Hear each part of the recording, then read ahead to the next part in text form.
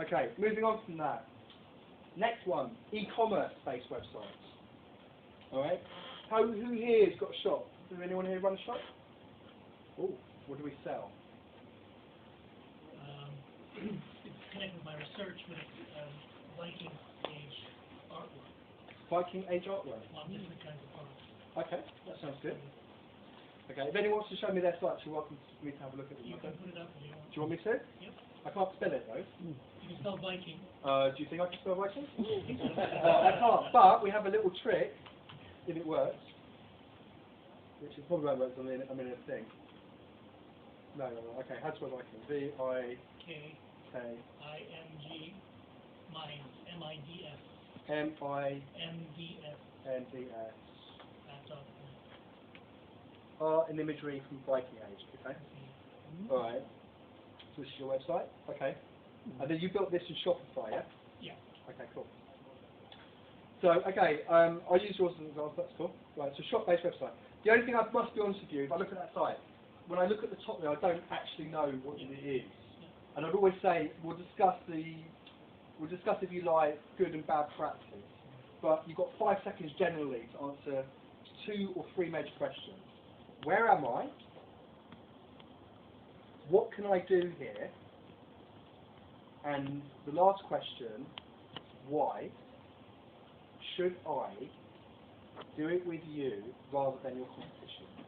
That's the harder one. That's what we call a value proposition. Yeah?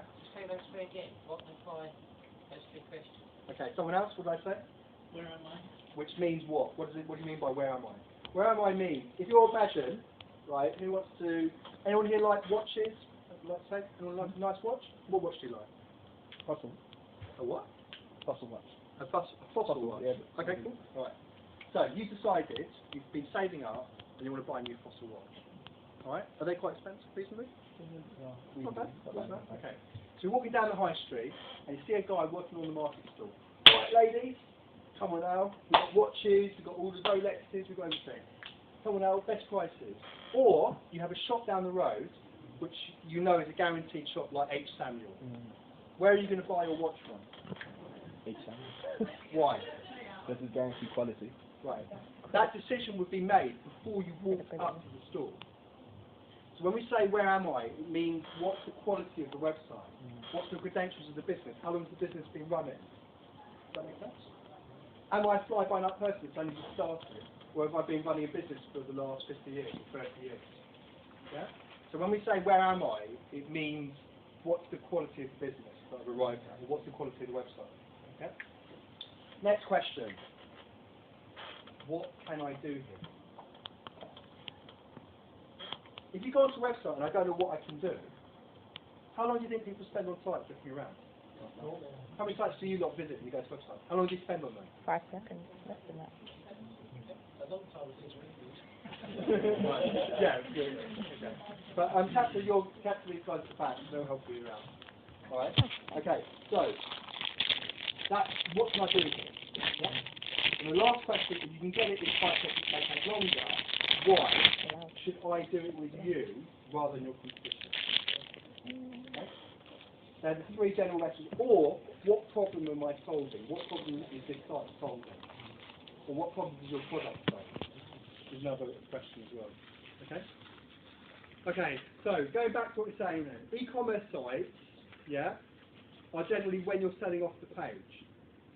And the general rule of thumb is an e-commerce site should convert roughly at 2%. So from every 100, actually, if you do it really well, it should be converting around 5%. So that means every, again, what do I mean by that? Someone else? Right here? Go on. Correct, that's right. So that would be a rough gauge to say whether it's successful. Depending on the value of the item though, it may differ. So if it's a quite cheapish item, around 5%. If it's a much more expensive item, you may find it slightly different. And it's good to try and benchmark to what your market share is. Yeah? The terminology that I use, which is very, very common, it's called conversion rates. That's a common. Has anyone ever heard of that before? Mm-hmm. Yeah?